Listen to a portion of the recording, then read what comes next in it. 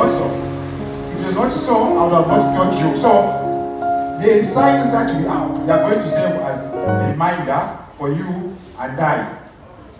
Now, let's read Matthew chapter 24. I'll ask the congregation to participate. Matthew chapter 24, verse 1 to 3.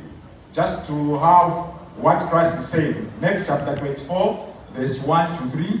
And we shall skip, we shall go to Matthew chapter 15, verse 20. Anybody to read for us? I'm not too sure the mic is in the congregation. Let's imagine Christ is speaking to the disciples on that great mountain, as we know it, the Olivet Mountain. And here, what Christ is saying. We want to begin from the point of Jerusalem itself, the destruction of Jerusalem that happened in AD 70. Matthew chapter 24, verse 1 to 3, and also Matthew chapter 24, verse 15 to 20. Those who have found it, you can read for us. 24 verse? 1 to 3. 1 to 3 reads, And Jesus went out and departed from the temple, and his disciples came to him to show him the buildings of the temple. And Jesus said unto them, See ye not all these things? Verily I say unto you, there shall not be left here any one stone upon another that shall not be thrown down. And as he sat upon the Mount of Olives, the disciples came unto him privately, saying, Tell us, when shall these things be? And what shall be the sign of thy coming at the end of the world? Verse 4. And Jesus answered and said unto them, Take heed that no man deceive you. Okay. So you can skip, we go to verse 15 to 20. So just take note of where this conversation is starting from. 15 reads, When ye therefore shall see the abomination of desolation spoken of by Daniel the prophet, stand in the holy place. Whosoever readeth, let him understand. Then let them which be in Judea flee into the mountains. Let him which is on the housetop not come down to take anything out of his house. Neither let him which is in the field return back to take his clothes. And woe unto them that are with child, and to them that give suck in those days. Is it up to 20?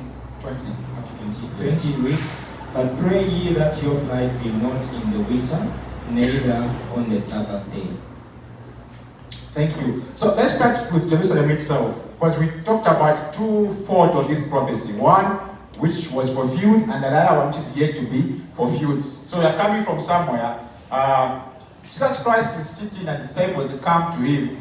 Silently, a few of them, I'm told 4 of them, they ask, when will these things happen? And Christ points to them, you see this temple. And then in pointing to them, he tells them, when the destruction happens, no stone shall be left on this temple. This whole thing shall be brought down. Now, one thing that we need to ask ourselves is, why would Christ point out to the temple? Because obviously when this destruction, for example, this church, FPC, it can be easy to destroy, not so, where there is war. But why did he point to the temple? Just how was the temple built? Maybe we need to understand where we are coming from. Obviously, we know that the Israelites, the Jews, they had held the temple in high regard. To them, the temple meant a lot.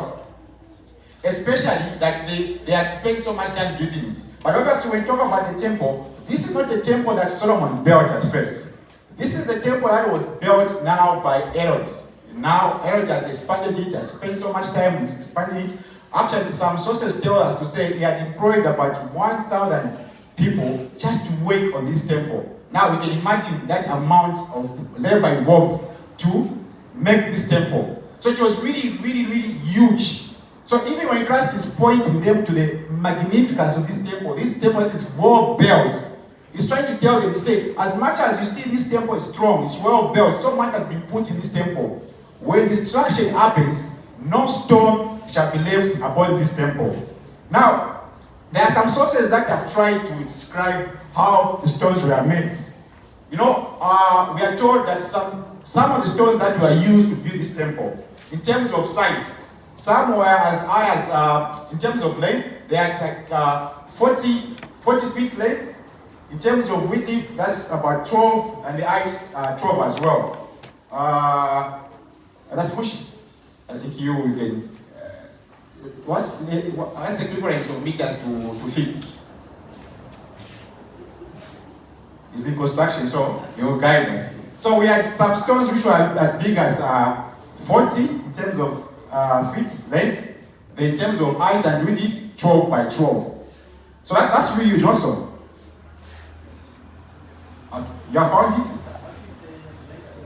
Yeah, so we have 40 feet, yes. And then width 12 and height 12 as well. 30 meters, right? Yes. And then the length at 12 feet? 4. So now imagine such amounts of size, not so. And we are told the way they were done, they were chiseled in such a manner, just the way Solomon's temple was built. They did not want any noise on during or around the perimeter of the temple. So they were chiseled way away from the temple. I don't know what they used, but they had such kind of skills where they can chisel it to the point where when they are fitting it, it does fit like that. Now that shows that that temple was not just simple. In terms of